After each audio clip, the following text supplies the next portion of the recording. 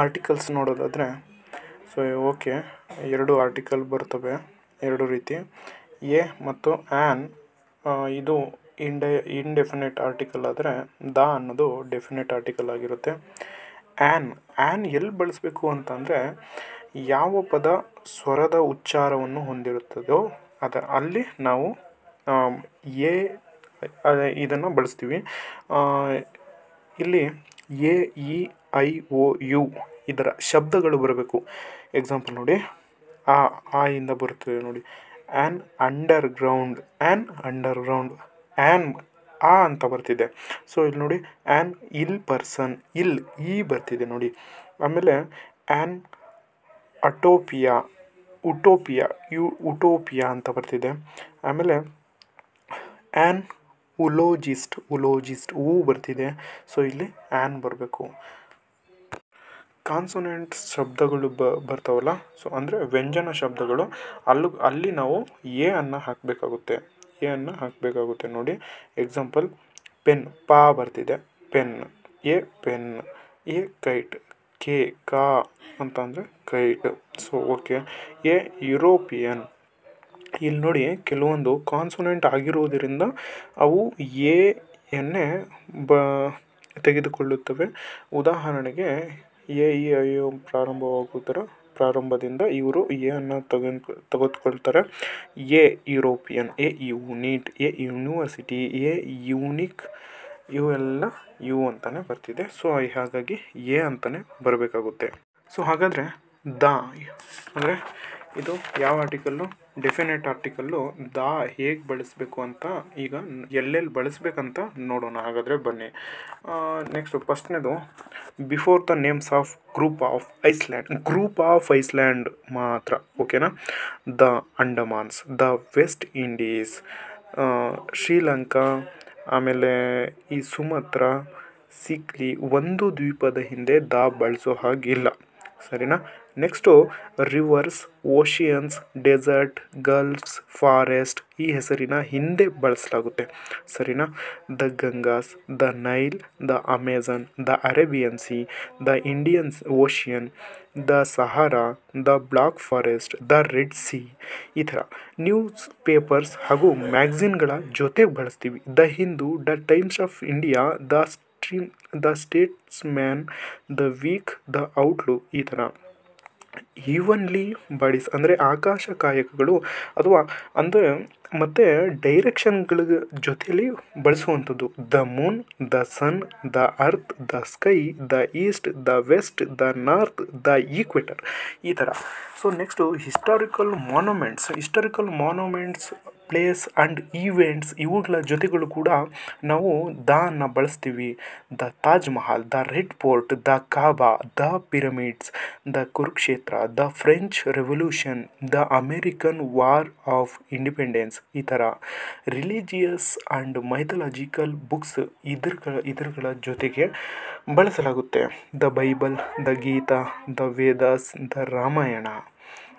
Mountain ranges ಇವುಗಳ ಗುಂಪಾಗಿರಬೇಕು, ಅಲ್ಲಿ ಬಳಸ್ತೀವಿ. The Himalayas, the Alps, the Vindhyas, the western Ghats. ಈ ಥರ ನೆನ್ಪಿಡೋದು ಹೇಗೆ ಅಂತ ಅಂದರೆ ಒಂದು ಪರ್ವತಕ್ಕೆ ದ ಬಳಸಬಾರ್ದು. ದ ಮೌಂಟ್ ಎವರೆಸ್ಟ್ ಎಂಬುದು ತಪ್ಪಾಗುತ್ತೆ. ಮೌಂಟ್ ಎವರೆಸ್ಟ್ ಮಾತ್ರ ಸರಿಯಾಗಿರುತ್ತೆ. ಯಾವಾಗ ಒಂದು ನಾಮಪದ ಇಡೀ ಸಮುದಾಯವನ್ನು ಪ್ರತಿನಿಧಿಸುತ್ತದೆಯೋ ಆಗ ದ ಬಳಸಬೇಕು. The lotus is a beautiful flower. The cat loves comfort. The banyan is a useful tree. Musical ಹಾಗೆ ನೆಕ್ಸ್ಟ್ ನೋಡೋದಾದರೆ ಮ್ಯೂಸಿಕಲ್ ಇನ್ಸ್ಟ್ರೂಮೆಂಟ್ಗಳ ಜೊತೆಗೆ ಅವುಗಳ ಪ್ರಾಥಮಿಕ ಉದ್ದೇಶವಾದ ನುಡಿಸಲು ಬಳಸಿದ್ದನ್ನು ಹೇಳಿದಾಗ ದ ಕಡ್ಡಾಯವಾಗಿರಬೇಕು. She is playing the guitar ಅಂದರೆ ಅದು ಉದ್ದೇಶವಾದ ನುಡಿಸಲು ಬಳಸಿದ್ದನ್ನು ಹೇಳಬೇಕು, ಆಯಿತಾ? The guitar. He is found of playing the piano. Religious community ಮತ್ತು ಪೊಲಿಟಿಕಲ್ ಪಾರ್ಟಿ ಜೊತೆಯಲ್ಲಿ ಬಳಸಬೇಕಾಗುತ್ತೆ. The Hindus, the Muslim, the Sikhs, the BJP, the Congress, the Janata Dal. ಈ ಥರ ಶಿಪ್ಸ್, ಪ್ಲೇನ್ ಆ್ಯಂಡ್ ಟ್ರೈನ್ಸ್ಗಳ ಜೊತೆ ನಾವು ದಾನ ಬಳಸಬೇಕಾಗುತ್ತೆ. ದ ದ ವಿರಾಟ್ ಇದು ಶಿಪ್ಪು ಟ್ರೈನು ಇದರ ಹೆಸರಾಗಿರುತ್ತೆ. ದ ವಿಕ್ರಾಂತ್, ದ ಮೇಘದೂತ್ ಈ ಥರ. ಬಿಫೋರ್ ಹ್ಯೂಮನ್ ಬಾಡಿ ಪಾರ್ಟ್ಸ್ಗಳ ಹಿಂದೆ the on the head, on top of the shoulder, tip of the tongue ಈ ಥರ.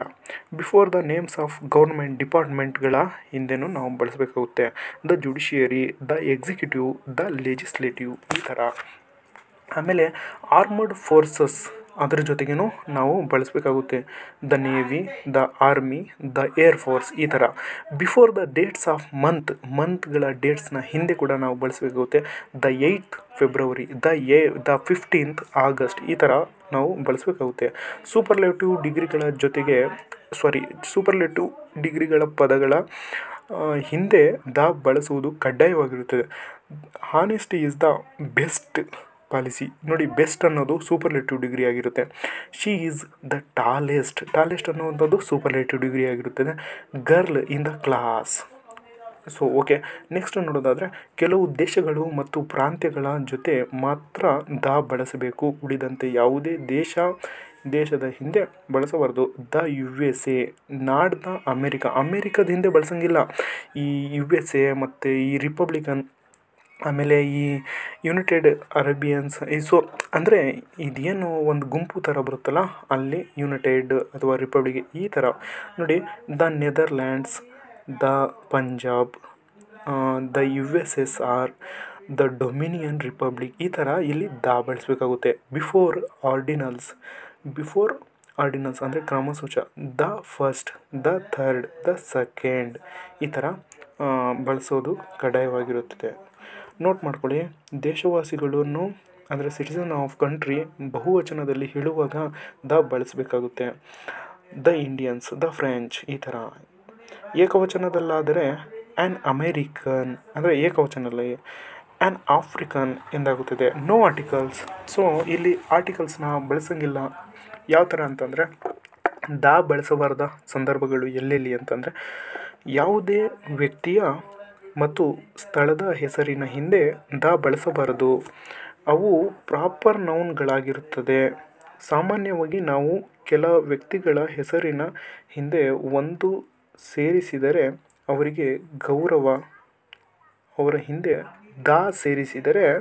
ಅವರಿಗೆ ಗೌರವ ಕೊಟ್ಟಂತಾಗುತ್ತದೆ ಎಂದು ಭಾವಿಸುತ್ತೇವೆ. ಅದು ತಪ್ಪು. ಹಾಗಾಗಿ ಯಾವ ಕಾರಣಕ್ಕೂ ಅಂಕಿತನಾಮಗಳ ಹಿಂದೆ ದ ಬಳಸಬಾರದು. ದ ಮಹಾತ್ಮ ಗಾಂಧಿ. ಇತ್ತೀಚಿನ ಪರೀಕ್ಷೆಯಲ್ಲಿ ಈ ಪ್ರಶ್ನೆ ಇದೆ. The Mahatma Gandhi, the Jawaharlal Nehru, the Ambedkar, the Bengaluru, the new Delhi ಇವುಗಳ ಬಳಕೆ ತಪ್ಪಾಗಿರುತ್ತೆ. ದ ಮಹಾತ್ಮ ಗಾಂಧಿ ಇವೆಲ್ಲ ಬಳಸುವಾಗಿಲ್ಲ. ರೋಗಗಳ ಹೆಸರಿನ ಹಿಂದೆ ನೋ ಆರ್ಟಿಕಲ್ ಈಸ್ ರಿಕ್ವೈರ್ಡ್. ಅಂದರೆ ನೋಡಿ, ಈಸ್ ಸಫರಿಂಗ್ ಫ್ರಮ್ ಫೀವರ್ ಇಷ್ಟೇ ಆಯಿತು, ಇದರಿಂದ ಸಫರಿಂಗ್ ಆಗುತ್ತೆ ಅಷ್ಟೇ. ವಾರದ ಹೆಸರುಗಳ ಹಿಂದೆ ದ ಬೇಡ. ನೋಡಿ, I met him on Monday ಸಾಕು.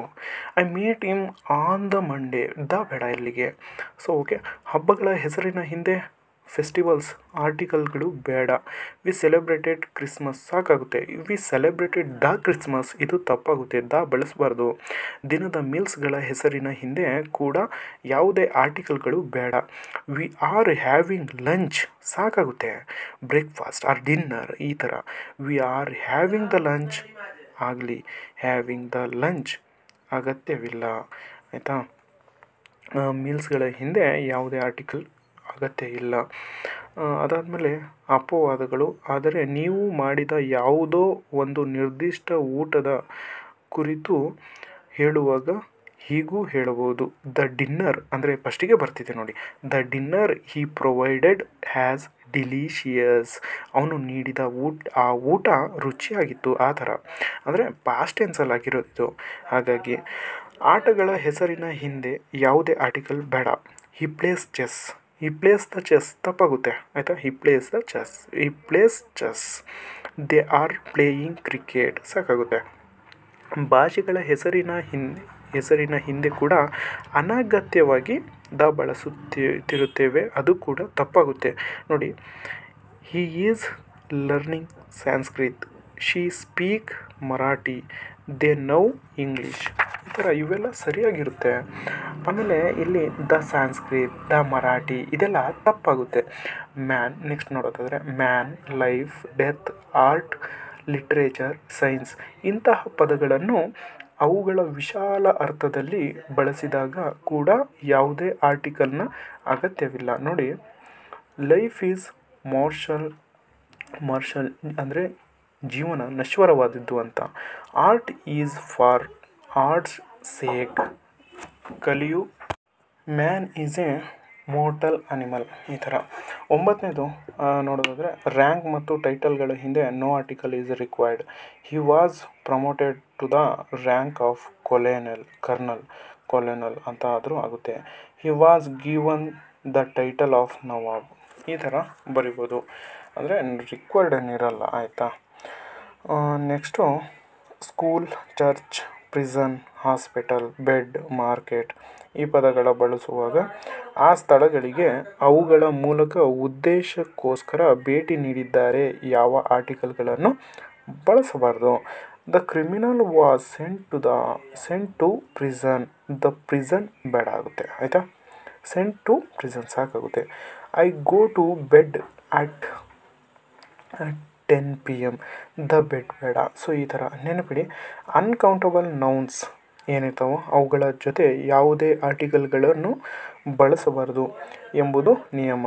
ಆದರೆ ನಾಯ್ಸ್, ಮೂವ್, ಹರ್ರಿ ಪದಗಳ ಜೊತೆ ಎ ಅನ್ನು ಕಡ್ಡಾಯವಾಗಿ ಬಳಸಬೇಕು.